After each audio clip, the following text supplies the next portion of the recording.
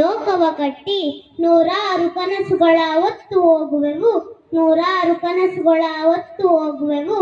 ಆ ಕನಸೆಲ್ಲ ನನಸಾಗಿಸಲು ದಾರಿ ದೀಪವಾಗಿರುವುದು ನಮ್ಮ ಶಾಲೆ. ಇಂದು ನಮ್ಮ ಶಾಲೆಯು ತಳಿರು ತೋರಣಗಳಿಂದ ಅಲಂಕೃತಗೊಂಡಿದ್ದು ನಮ್ಮ ಎಲ್ಲರ ಮನವನ್ನು ಸೆಳೆಯುತ್ತಾ ಈ ಶ್ರೀಮಾತಾ ಸಂಭ್ರಮ ಕಾರ್ಯಕ್ರಮದಲ್ಲಿ ಎಲ್ಲರೂ ಒಟ್ಟಾಗಿ ಸೇರಿ ಈ ಕಾರ್ಯಕ್ರಮವನ್ನು ಯಶಸ್ವಿಗೊಳಿಸೋಣ. ಇಂದು ನಮ್ಮ ಶಾಲೆಯಲ್ಲಿ ನಡೆಯುತ್ತಿರುವ ಶ್ರೀಮಾತಾ ಸಂಭ್ರಮ ಕಾರ್ಯಕ್ರಮದಲ್ಲಿ ನಮ್ಮ ಶಾಲೆಯ ಬಗ್ಗೆ ನನ್ನ ಅನಿಸಿಕೆಗಳನ್ನು ನಿಮ್ಮ ಮುಂದೆ ವ್ಯಕ್ತಪಡಿಸುತ್ತೇನೆ. ನನ್ನ ಶಾಲೆ ನನ್ನ ಹೆಮ್ಮೆ. ನಮ್ಮ ಶಾಲೆ ಅಂದ್ರೆ ನನಗೆ ತುಂಬಾ ಇಷ್ಟ. ನಾನು ಈ ಶಾಲೆಗೆ ಸೇರಿ 7 ವರ್ಷ ಆಯ್ತು. ನಾವು ಹೆಚ್ಚಿನ ಸಮಯನ ನಮ್ಮ ಶಾಲೆಯಲ್ಲೇ ಕಳಿತೀವಿ. ನನಗೆ ಮತ್ತೆ ನಮ್ಮ ಪೋಷಕರಿಗೆ ಈ ಶಾಲೆಯಿಂದ ಒಳ್ಳೆ ಅನುಭವಗಳೇ ಆಗಿವೆ. ನಮ್ಮ ಶಾಲೆಯ ಗೋಡೆಗಳು ತರತರ ಚಿತ್ರಗಳಿಂದ ತುಂಬಿದೆ.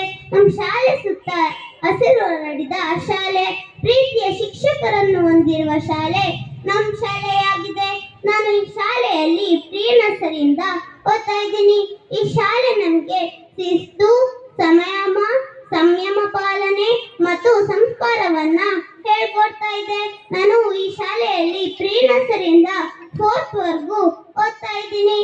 ನಮ್ಗೆ ಎಲ್ಲಾ ಶಿಕ್ಷಕರು ಚೆನ್ನಾಗಿ ಪಾಠ ಮಾಡಿದ್ದಾರೆ. ನಮ್ಗೆ ಏನಾದ್ರು ಅರ್ಥ ಆಗ್ಲಿಲ್ಲ ಅಂದ್ರೆ ಒಂದ್ಸತಿ 10 ಸತಿ ಕೇಳಿದ್ರು ನಮ್ಗೆ ಅರ್ಥ ಆಗೋ ರೀತಿ ಪಾಠ ಮಾಡ್ತಾರೆ. ನಾವೇನಾದ್ರೂ ತಪ್ಪು ಮಾಡ್ತಿದ್ರೆ ಅದನ್ನ ತಿದ್ದಿ ಸರಿ ಮಾಡಿ ಒಳ್ಳೆ ದಾರಿಯಲ್ಲಿ ನಡೆಯೋ ರೀತಿ ಮಾಡ್ತಾರೆ. ಬರೀ ಓದೋದಷ್ಟೇ ಅಲ್ಲ, ಬೇರೆ ಚಟುವಟಿಕೆಗಳಲ್ಲೂ ನಮ್ಗೆ ಪ್ರೋತ್ಸಾಹನ ನೀಡ್ತಾರೆ. ಎಲ್ಲರೂ ಕೂಡ ಓದೋದ್ರಲ್ಲೇ ಇರಲ್ಲ. ಒಬ್ರೊಬ್ರು ಸಾಂಗ್ ಹೇಳೋದ್ರಲ್ಲಿರ್ತಾರೆ, ಡ್ಯಾನ್ಸ್ ಮಾಡೋದ್ರಲ್ಲಿರ್ತಾರೆ, ಸ್ಪೀಚ್ ಹೇಳೋದ್ರಲ್ಲಿರ್ತಾರೆ, ಡ್ರಾಯಿಂಗ್ ಮಾಡೋದ್ರಲ್ಲಿರ್ತಾರೆ. ಎಲ್ಲರಲ್ಲೂ ಕೂಡ ಒಂದೊಂದು ಕಲೆ ಇದ್ದೇ ಇರುತ್ತೆ.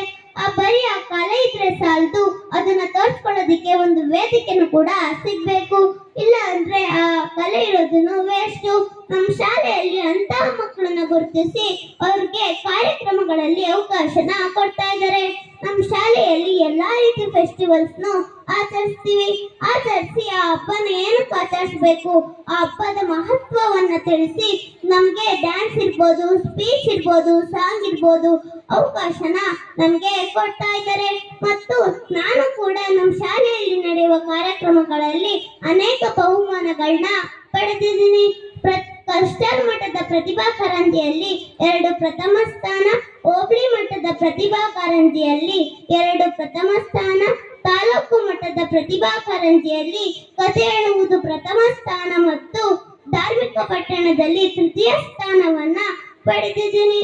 ವೇಣು ಸರ್ ಮತ್ತೆ ನಟರ ಸರ್ ನಮ್ಗೆ ಶಿಸ್ತು, ಸಮಯ ಪಾಲನೆ, ಸ್ವಚ್ಛತೆ ಬಗ್ಗೆ ನಮ್ಗೆ ಹೇಳ್ಕೊಡ್ತಾರೆ. ನಾವು ಸ್ಕೂಲಲ್ಲಿ ಹೇಗಿರ್ಬೇಕು, ಮನೇಲಿ ಹೇಗಿರ್ಬೇಕು, ಫ್ರೆಂಡ್ಸ್ ಜೊತೆ ಹೇಗಿರ್ಬೇಕು, ನಮ್ಮ ಗುರು ಹಿರಿಯರಿಗೆ ಹೇಗೆ ರೆಸ್ಪೆಕ್ಟ್ ಕೊಡ್ಬೇಕು, ನಮ್ಮ ಶಿಕ್ಷಕರಿಗೆ ಹೇಗೆ ರೆಸ್ಪೆಕ್ಟ್ ಕೊಡ್ಬೇಕು, ನಮ್ಮ ಪೋಷಕರಿಗೆ ಹೇಗೆ ರೆಸ್ಪೆಕ್ಟ್ ಕೊಡ್ಬೇಕು, ನಮ್ಮ ಫ್ರೆಂಡ್ಸ್ ಜೊತೆ ಕಿತ್ತಾಡಬಾರ್ದು ಅಂತ ನಮ್ಗೆ ಹೇಳ್ಕೊಟ್ಟಿದ್ದಾರೆ. ಕೆಲವು ಮಕ್ಕಳುಗಳು ಪೇರೆಂಟ್ಸ್ ಹೇಳಿದ ಮಾತನ್ನ ಕೇಳಲ್ಲ. ಅಂತ ಮಕ್ಕಳಿಗೆ ವೇಣು ಸರ್ ಡಿಸಿಪ್ಲಿನ್ ಹೇಳ್ಕೊಟ್ಟು ನಾವು ಒಳ್ಳೆ ದಾರಿಯಲ್ಲಿ ನಡೆಯೋ ರೀತಿ ಮಾಡ್ತಾರೆ. ಮತ್ತೆ ನೀವೇ ನೋಡ್ತಿರ್ಬೋದು, ನಮ್ಮ ಸ್ಕೂಲ್ ಮುಂದೆ ರೋಡ್ ಇರೋದ್ರಿಂದ ವ್ಯಾನ್ ಸ್ಟೂಡೆಂಟ್ಸ್ ಮಕ್ಕಳುಗಳು ಬರೋದಕ್ಕೆ ವೆಹಿಕಲ್ಸ್ ಬರುತ್ತಿರುತ್ತಲ್ವಾ, ಅದರಿಂದ ವೇಣು ಸರೇ ಹೋಗಿ ಅವ್ರನ್ನ ಏನು ತೊಂದರೆ ಆಗದಿರೋ ರೀತಿ ಬರೋದಕ್ಕೆ ಹೆಲ್ಪ್ ಮಾಡ್ತಾರೆ. ಮತ್ತೆ ನಮ್ಮ ಶಾಲೆಯ ಸ್ವಚ್ಛತೆ ಬಗ್ಗೆ ಹೇಳ್ಬೇಕು ಅಂದ್ರೆ ನಾವು ಪ್ರತಿದಿನ ಸ್ನಾನ ಮಾಡ್ಕೊಂಡು ಹೋಗೋದಿರ್ಬೋದು, ಯೂನಿಫಾರ್ಮ್ನ ವಾಶ್ ಮಾಡ್ಕೊಂಡು ಐರನ್ ಮಾಡ್ಕೊಂಡು ಹೋಗೋದಿರ್ಬೋದು, ನಾವು ಶೂನ್ನ ಪಾಲಿಶ್ ಮಾಡ್ಕೊಂಡು ಹೋಗೋದಿರ್ಬೋದು, ನೈಲ್ಸ್ ಕಟ್ ಮಾಡ್ಕೊಂಡು ಹೋಗೋದಿರ್ಬೋದು. ಇದರಿಂದ ನಮ್ಮ ಆರೋಗ್ಯಕ್ಕೆ ಏನು ತೊಂದರೆ ಆಗೋ ರೀತಿ ಹೆಲ್ಪ್ ಆಗುತ್ತೆ. ಮತ್ತೆ ನಮ್ಮ ಶಾಲೆಯ ಸಮಯ ಪಾಲನೆ ಬಗ್ಗೆ ಹೇಳ್ಬೇಕು ಅಂದ್ರೆ ನಮ್ಮ ಲೈಫಿಗೆ ಟೈಮು ವೆರಿ ಇಂಪಾರ್ಟೆಂಟ್. ನಾವು 1 ಮಿನಿಟ್ ಕೂಡ ವೇಸ್ಟ್ ಮಾಡಬಾರ್ದು.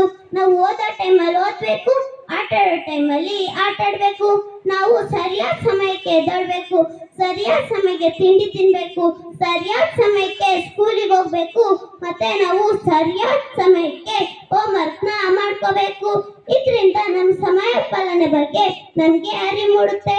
ಮತ್ತೆ ನಮ್ಮ ಸಂಸ್ಕೃತಿ ಬಗ್ಗೆ ಅರಿವು ಮೂಡಿಸೋದಕ್ಕೆ ನಾವು ಹಣೆಗೆ ಕುಂಕುಮ ಇಟ್ಕೊಳ್ಳೋದಿರ್ಬೋದು, ಕೈಗೆ ಬಳೆ ಹಾಕೋದಿರ್ಬೋದು.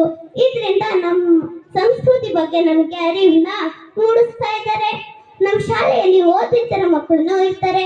ಅಂತ ಮಕ್ಕಳನ್ನ ಗುರುತಿಸಿ ಅವ್ರಿಗೆ ಅಂತ ಸ್ಪೆಷಲ್ ಕ್ಲಾಸ್ನ ಮಾಡಿ ಅವ್ರ ಪೇರೆಂಟ್ಸ್ಗಳಿಗೆ ಅವ್ರ ಬಗ್ಗೆ ಗಮನ ತಂದು ಅವ್ರು ಸ್ಕೂಲಲ್ಲೂ ಓದಿಸ್ತಾರೆ, ಮನೇಲೂ ಓದೋ ರೀತಿ ಮಾಡ್ತಾರೆ.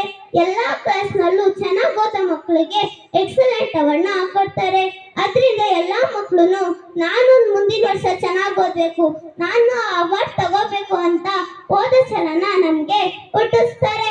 ಮತ್ತೆ ನಮ್ಮ ಶಿಕ್ಷಕರು ಬರೀ ಸ್ಕೂಲಲ್ಲೇ ಅಷ್ಟೇ ಅಲ್ಲ, ಬೇರೆ ಕಡೆನೂ ಹೇಗೆ ಅವಕಾಶನ ನಮಗೆ ಕೊಡ್ತಾರಪ್ಪ ಅಂತ ನಂದೇ ಆದ ಒಂದು ಉದಾಹರಣೆನ ಹೇಳ್ತೀನಿ.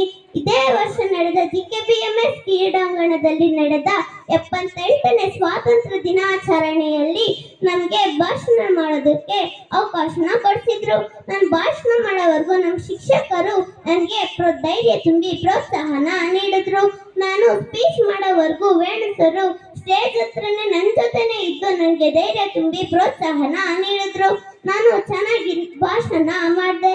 ನನ್ನ ಭಾಷಣ ಮೆಚ್ಚಿ ಆ ವೇದಿಕೆಯಲ್ಲಿ ನನಗೆ ಸನ್ಮಾನನೂ ಕೂಡ ಮಾಡಿದ್ರು. ಇದಕ್ಕೆಲ್ಲ ಕಾರಣ ನಮ್ಮ ಶಿಕ್ಷಕರೇ ಅಂತ ನಾನು ಹೇಳ್ಕೊತೀನಿ. ನಾನು ಈ ವೇದಿಕೆ ಮೇಲೆ ನಮ್ಮ ಶಾಲೆ ಬಗ್ಗೆ ನಾನು ಇಷ್ಟು ಧೈರ್ಯವಾಗಿ ಹೇಳ್ತಿದ್ದೀನಿ ಅಂದರೆ ನಮ್ಮ ಶಿಕ್ಷಕರೇ ಅಂತ ನಾನು ಹೆಮ್ಮೆಯಿಂದ ಹೇಳ್ಕೊತೀನಿ ಎಂದು ಹೇಳುತ್ತಾ ನಾನು ಈ ಪುಟ್ಟ ಭಾಷಣವನ್ನು ಮುಗಿಸುತ್ತೇನೆ. ನಾನು ಹೇಳಿದ್ರಲ್ಲಿ ಏನಾದರೂ ತಪ್ಪಿದ್ದೆ ಕ್ಷಮಿಸಿ. ಜೈ ಹಿಂದ್, ಜೈ ಭಾರತ್ ಮಾತೆ. ಧನ್ಯವಾದಗಳು.